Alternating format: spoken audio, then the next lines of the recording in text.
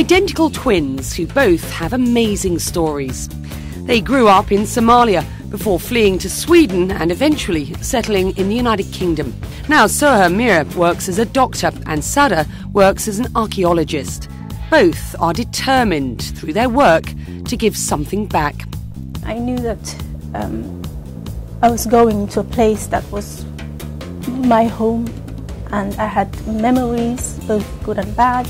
I was unsure of what was going to happen.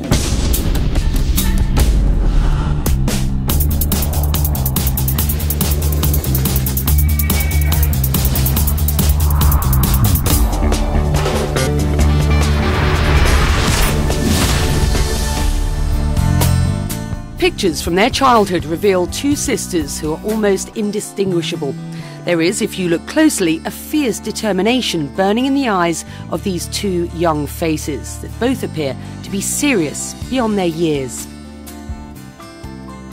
Much time has passed since that picture was first taken. While they've much in common from the past, they've taken different paths professionally. Sada is now an archaeologist who works in the UK and in Somaliland. When I got there, archaeology is not something that people know about or talk about or see as something important, and I had to explain a lot what I do and what archaeology is. Soher is a doctor who will be returning to a hospital in her homeland later this year. We don't simply have the resources, and that's why it's important that people from the diaspora like myself go back and contribute. Later in the programme, I'll be talking to them more about their work. But before that, I wanted to hear their story. A story that reveals that great things can be achieved by seemingly ordinary people. We first met in a sunny and noisy park in central London. Before we talk about your story, I think it's just important to sort of place where you grew up. Most people haven't heard of Somaliland. What's its relationship to Somalia? Somaliland is an independent state which is not recognized internationally, and it's basing its legal case for independence on the British protectorate borders pre-1960.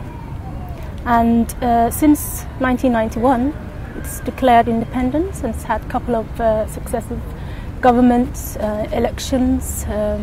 We grew up in Mogadishu, and then when we were refugees, we were in Hargeisa as well, which is now Somaliland. Growing up in Mogadishu was quite normal because it's a East African big town, lots of Italian influence because of the colonial links with Italy, and we were just having a normal childhood. Talk to me about it. As you know, Mogadishu, it has Italian influence basically in terms of social life. We used to visit the beach on weekends, we used to go watch football, we used to go to the theatre, to the cinema, and for many years things were very stable and we just had a normal life. But this normal childhood collapsed when a bloody conflict erupted in Somalia in 1982. We had to all of a sudden take care of the family, go and do the shopping, do the laundry, and take care of so that our mother could work for us. And also our two oldest brothers had to leave, and that changed our perception of our future as well. We weren't sure what our future was going to be. Their mother decided that their future wouldn't be in Somalia and started to plan an escape to Sweden. Just talk to me about life in Sweden. How did you get there? Sweden was, we could have never imagined.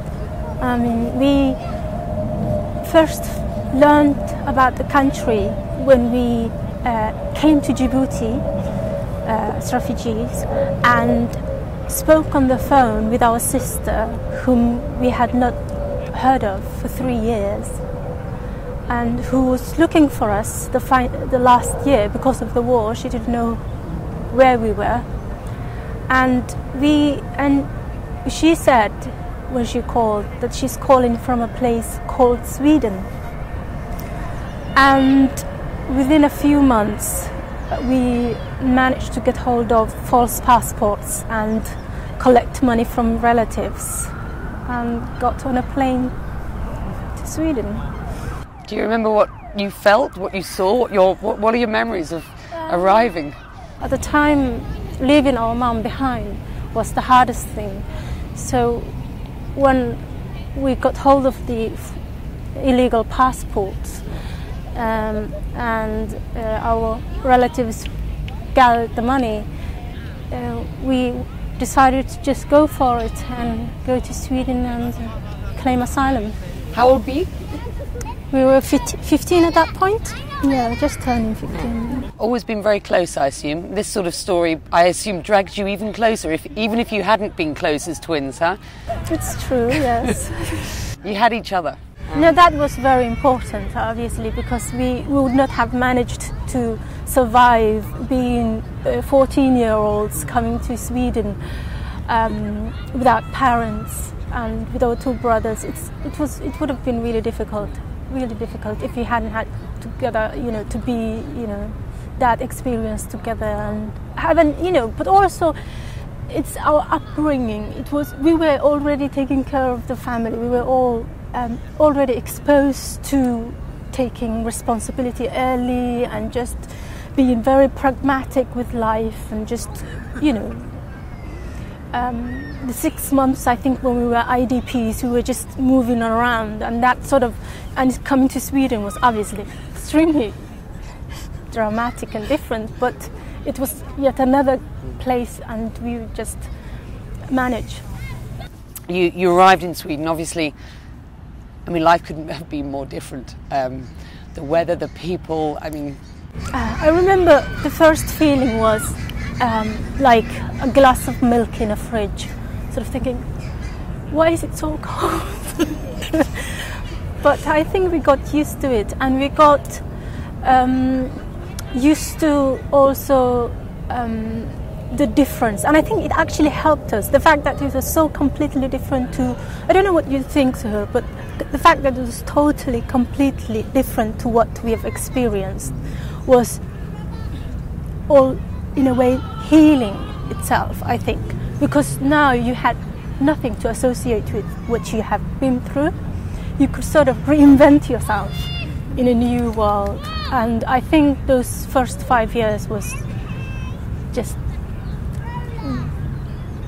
catching up with life. As Sada said, you just have to get on with your life and make the most out of the new opportunity. And make the most of it is exactly what they did. After the break, Sada tells me about some recent archaeological finds and reveals what she has discovered about herself.